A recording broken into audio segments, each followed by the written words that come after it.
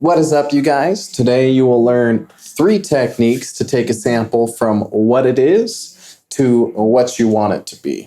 Sampling most times is just chopping a range with a shifted pitch, and we're going to look at taking something a little bit further using techniques that could even make a sound unrecognizable. So please smash that like button and let's get started. So I've loaded a sample here into Fruity Slicer. Now, the first thing we're going to look at here that personally I love doing with samples is time stretching. And so what's going to happen is we're going to take something like that, right?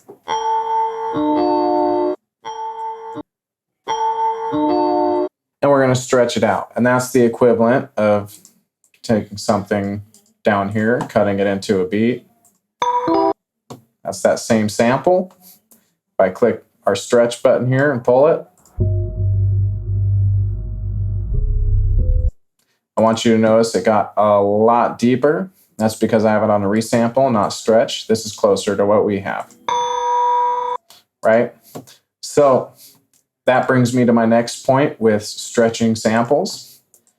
It's going to sound more natural and less artifacts if we pitch it down when we stretch it lower, or pitch it up when we make it faster. So I can probably push this harder now, down a little bit, right? And now we can have a much longer sound. So if I go play to end, right? Wonderful, love it. Next thing we're going to do is we are going to play with reversing. Now, you might already play with reversing a lot, but just to make it simple, when you have long tails, that's the best time to use a reverse. So if we reverse this, I'm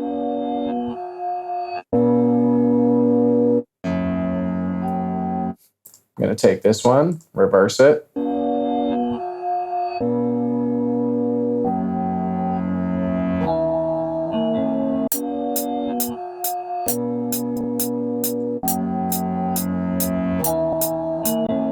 And that's going to take us to the next part of this adventure, which is going to be resampling.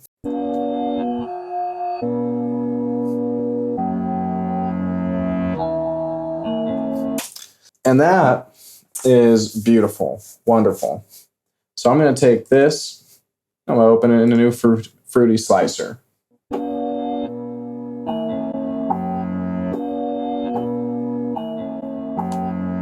So now what we did is we just resampled again.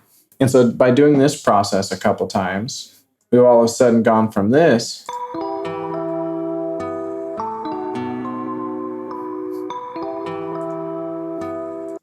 to this.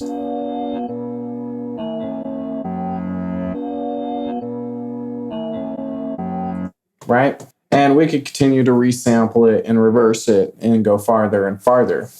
And there's actually plenty of songs out there where you would have no idea that it is an Alicia Keys sample, for example, because they've just slowed it down, pitched it, reversed it, and messed with it so much that it's basically impossible to tell at that point. I'm going to open it in Edison. If you're in FL Studio, stick with me because this is pretty cool. Now, what we're going to do here is we're going to click these 2 paper buttons, edit properties, and we're going to downsample this. And this is something really cool to do with your samples. This is basically what lo-fi really is. This is how Drake gets that underwater feeling in some of his instrumentals. So I'm going to take this all the way down to 8,000, resample, accept. Now, if we listen to it,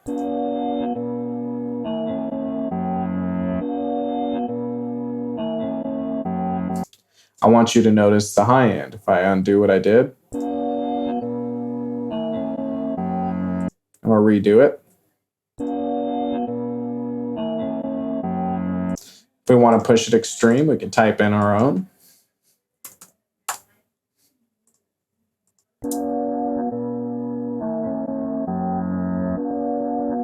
You should really notice the difference there. And so this is now something we can make a really dope beat over. So let's give it a drum loop test.